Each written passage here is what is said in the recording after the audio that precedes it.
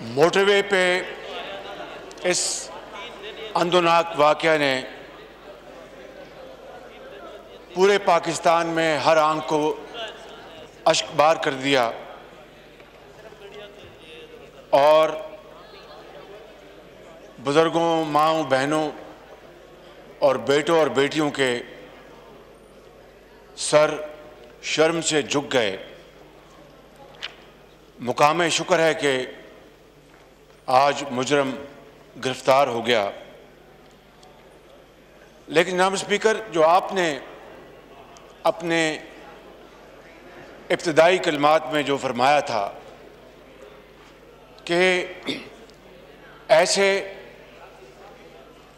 खौफनाक और दिल को हिला देने वाक़यात के मुहर्रिकात और इस रवश को किस तरह रोका जा सकता है, वो आपने बहुत एक अहम सवाल उठाया था आपने। मगर शूमी किस्मत देखे कि इस दिल को हिला देने वाक़यात ने, इस साने ने, जबकि पूरी कौम सोगवार थी, तो हुकूमत वक्त इस बहस में उलझी हुई थी कि इस मोटरवे के ऊपर किसका कंट्रोल है। एक लाचार और जुल्म रसीदा बेटी कौम की, उसके ऊपर अल्फाजों में बयान नहीं हो सकता। वो जुल्म वो हो चुका था, मगर बहस हुकूमत के ऐवानों में और टेलीविज़न स्क्रीन पर यह चल रही थी कि नहीं, ये तो पंजाब हुकूमत की अपना कंट्रोल में नहीं, ये तो वफाकी हुकूमत में है। कोई कुछ कह रहा था, कोई कुछ कह रहा था। जनाब स्पीकर, पूरी कौम हैरान थी कि बजाय मुजरिम को गिरफ्तार करने के लिए तमाम तवानाइयां सर्फ कर दी जाती, ये इस मुल्क के अंदर नहीं, दुनिया ने, देखती आंख ने ऐसा शर्मनाक मंजर कभी नहीं देखा था कि एक पुलिस ऑफिसर ये कहे कि ये रात को क्यों निकली, ये कहे कि इस रास्ते से नहीं, उस रास्ते से क्यों नहीं गई, और ये कहे कि पेट्रोल नहीं था, क्यों नहीं चेक किया, और रात के अंधेरे में क्यों निकली। जनाब स्पीकर, कोई जी शऊर शख्स इस तरह की बात सोच भी नहीं सकता। बजाय ये कि उस जुल्म रसीदा बच्ची के सर पर दस्ते शफकत रखा जाता, उस पुलिस ऑफिसर ने जो तानाजनी की, पूरी कौम के दिल जख्मी हो गए और जिन्होंने उसको लगवाया वो सीना तान कर उसके साथ खड़े थे कि हमने इसको लगवाया। और उस ऑफिसर की रिपोर्ट मैं नहीं, खुद जो एजेंसीज हैं वो पुकार पुकार के ये कह रही थी कि ये बंदा ये करप्ट है और ये इस लायक नहीं कि इसको कोई अहम जिम्मेदारी इसको दी जाए, और उसको किस तरह ढिठाई के साथ जनाब स्पीकर उसको उस जगह लगाया। और फिर ये एक मकाफत अमल है कि फौरी एक ऐसा हादसा हुआ कि उसका पूरा पोल खुल गया।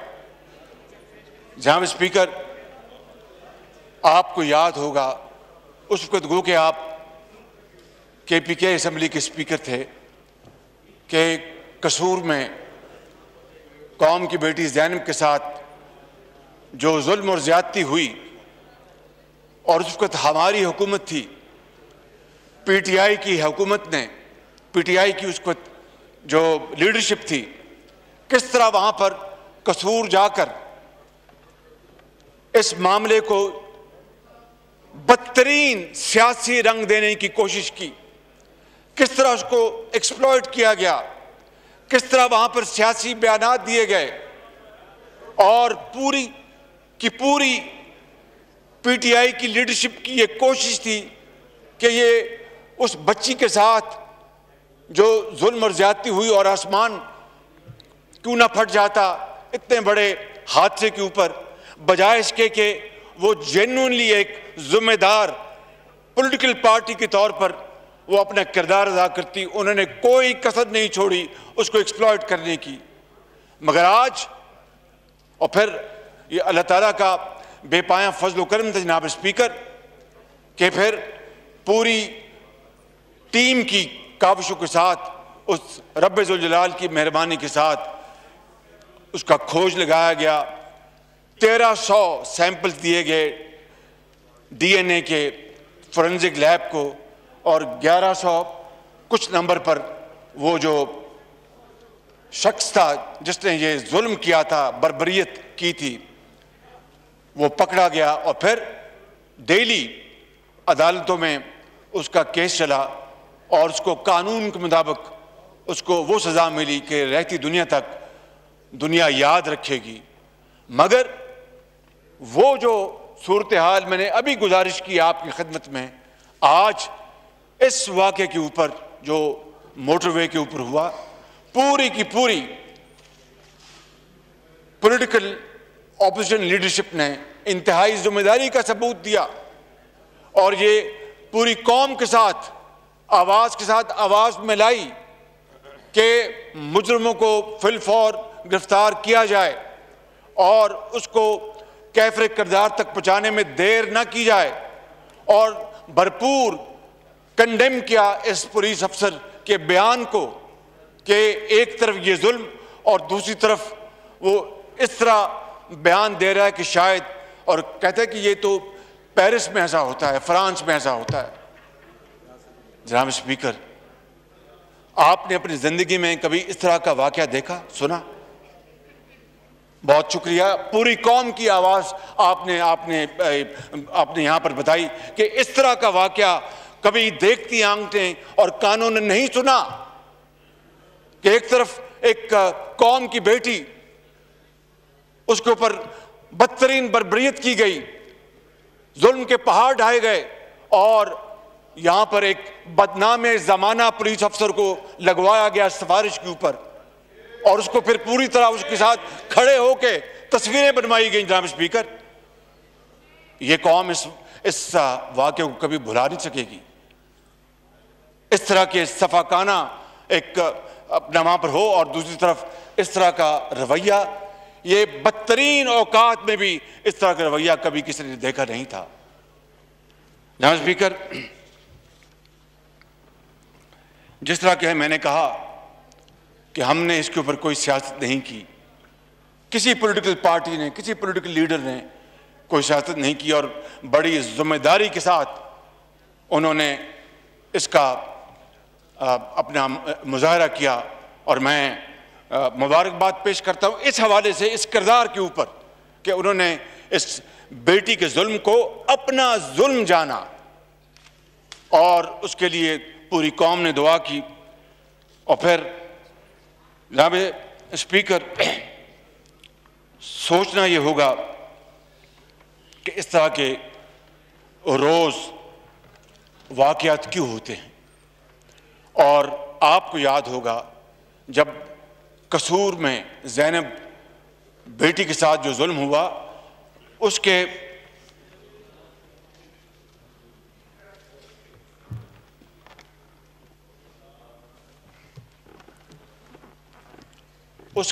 चंद ही दिनों में बाद या हफ्तों बाद केपीके में भी एक इसी तरह का एक दिलखराश वाक़या हुआ था, और without going into self projection, कतन उसका दूर दूर तक शायबा नहीं, मगर ये हकीकत है कि वो वाक़या भी उस बच्ची के साथ, उस कौम की बेटी के साथ जो जुल्म हुआ, उसका खोज भी इसी फोरेंसिक लैब ने लगाया था।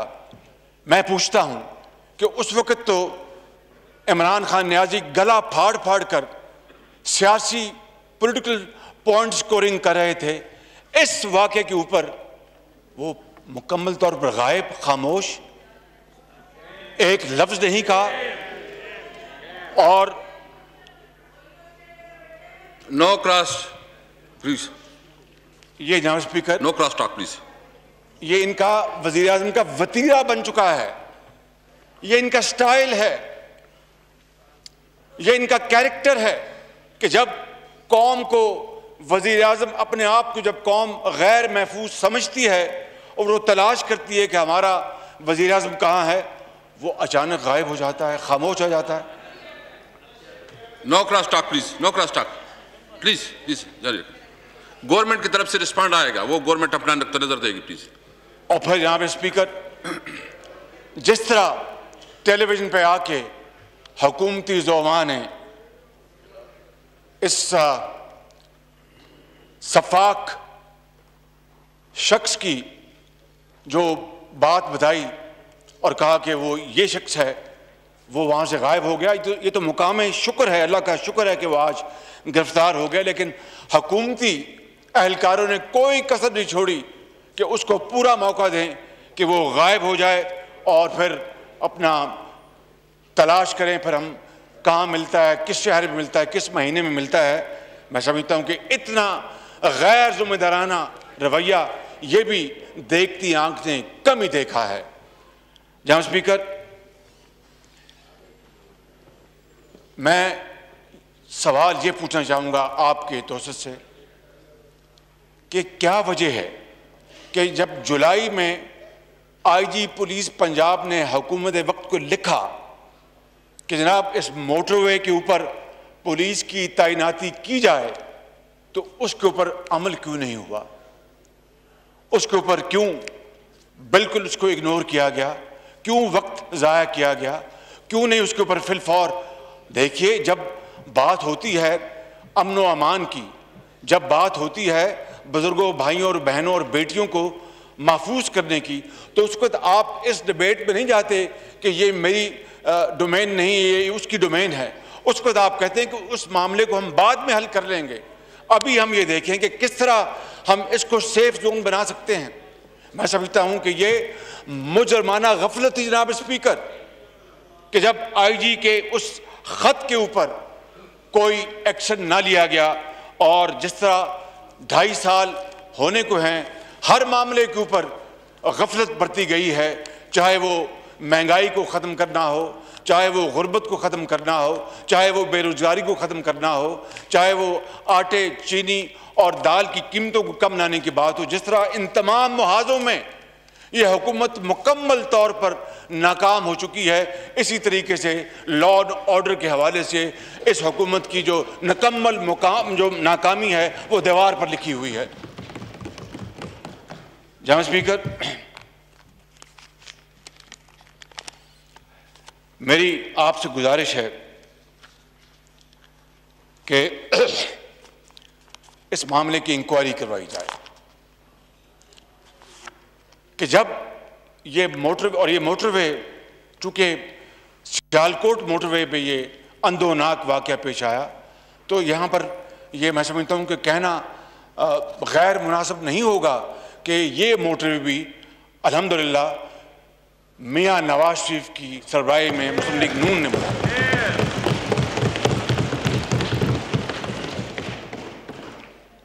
ये लाख तख्तियाँ लगाते फिरें, हर जगह लाख तख्तियाँ लगाते फिरें, मगर पूरी कौम जानती है जनाब स्पीकर कि ये अवामी खिदमत के अजीम मंसूबे किस दौर में लगाए गए। ये अल्लाह ताला के बेपाया फजल करम है कि इसका पूरा क्रेडिट ये मियाँ नवाज शरीफ की गवर्नमेंट को जाता है और मुस्लिम लीग नून को जाता है और उनकी टीम को जाता है।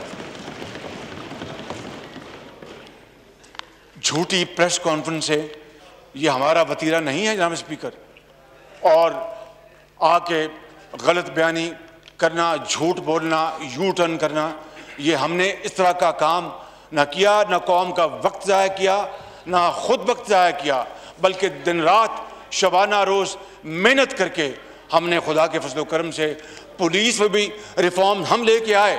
ये डॉल्फिन कब बनी? ये नवाज शरीफ के ज़माने में बनी।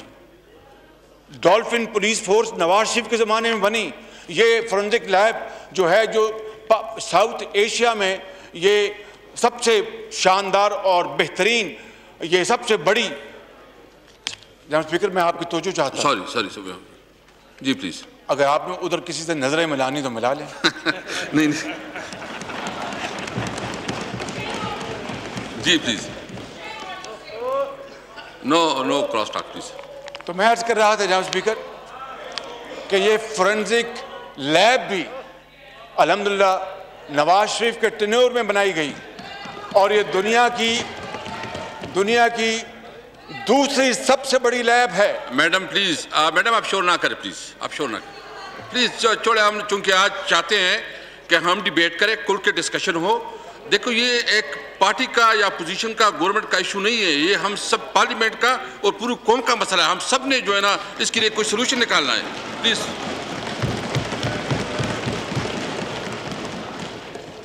जनाब speaker, anti terrorist force Punjab में ये सबसे पहले पाकिस्तान में नवाज शरीफ के दौर में बनाई गई और हाईली ट्रेंड पुलिस को उसमें भर्ती किया गया। उनका आम थानों से ताल्लुक़ हमेशा के लिए ख़त्म कर दिया गया। उनका अपना SOPs, अपनी प्रमोशन के उनके सारे SOPs बनाए गए और वो उस फोर्स ने बहुत शानदार काम अंजाम दिया गया। ये वो रिफॉर्म्स हैं जनाब स्पीकर जो नवाज शरीफ के दौर में हम लेके आए इस सूबे के अंदर पंजाब में अल्हम्दुलिल्लाह। और आज अगर उससे भी ये फ़ायदा ना उठाएं और मामलात को दोबारा ख़राब कर दें और ऐसे पुलिस ऑफिसर्स लेके आएँ जो कि प्योरली सिफारिश पे हों और उन लोगों की सिफारिश हो जो ये कहते हैं कि जनाब जाके PMLN को आपने दुरुस्त करना है। जनाब स्पीकर, याद रखिएगा, उस मालिक की वो खुदा है, उसकी लाठी बे आवाज़ है। जिनको आप दुरुस्त करना चाहते हैं, वक्त आएगा कि आपको वो दुरुस्त करेंगे इंशाअल्लाह ताला।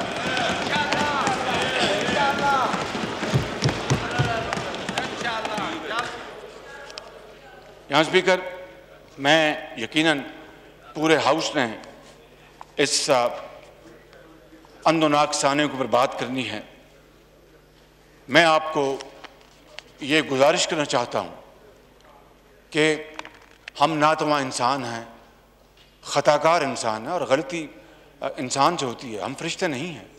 लेकिन मैं ये बात बिला खौफ तरदीद कह सकता हूँ जनाब स्पीकर कि पंजाब में मियां नवाज शरीफ के दौर में पुलिस की तैनाती, अफसरान की तैनाती अगर 100% नहीं तो 95% मेरिट पे होती थी, मेरिट के ऊपर।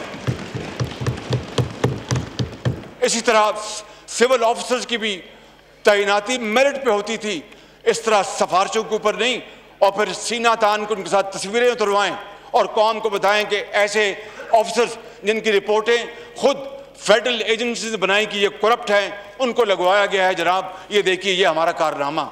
जनाब स्पीकर, इसी तरह ये माशरा इन्हतात का शिकार हुआ और अगर हम इसको चेक नहीं करेंगे, इस रविश को हम चेक नहीं करेंगे तो मामलात फिर हद से निकल जाएंगे। और वज़ीर आज़म को तो कोई परवाह नहीं, वो तो बैठे हैं ऊपर कि मैंने किस तरह ऑपोजिशन को दीवार से लगाना है। वो मौला है ना, आप जो मर्जी कर लें, वो ऊपर मौला बैठा है, वो इंशाअल्लाह वो रहम करेगा और दूध का दूध पानी का पानी होगा इंशाअल्लाह। लेकिन नाब स्पीकर, अगर हमने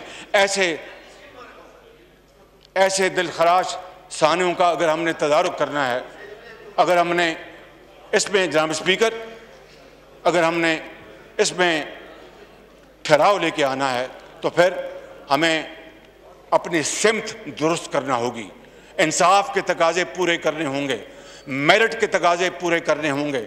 उसके लिए मैं आपको गुजारिश करूंगा कि आप हाउस की एक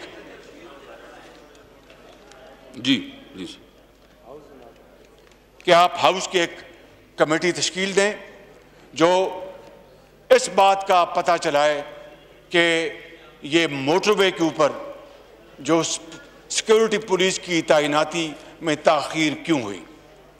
जनाब स्पीकर, ये इंतहाई अहम बात है। और दूसरी बात, इस बात का पता चलाया जाए कि एक ऐसा ऑफिसर जो कि बदनाम ज़माना था, उसको फिर धौंस और प्रेशर के साथ क्यों अपॉइंट किया गया। और फिर ये वो कमेटी, हाउस कमेटी, उसको बुलवाए और उसको पूछे कि तुम्हें किसने ये हक दिया था कि कौम की बेटी के साथ एक तरफ जुल्म हो रहा था और तुम वहाँ पर खड़े होकर बयान दे रहे थे कि ये पेरिस नहीं है, ये पाकिस्तान है, ये रात को क्यों गई। इससे मैं समझता हूँ कि दिल को हिला देने वाला और शर्मनाक कोई जनाब स्पीकर बयान नहीं हो सकता। उसको इस हाउस में बुलाया जाए और हाउस कमेटी के सामने पेश किया जाए और पूरी कौम उसको बताया जाए कि तुम्हारा ये क्या किरदार है।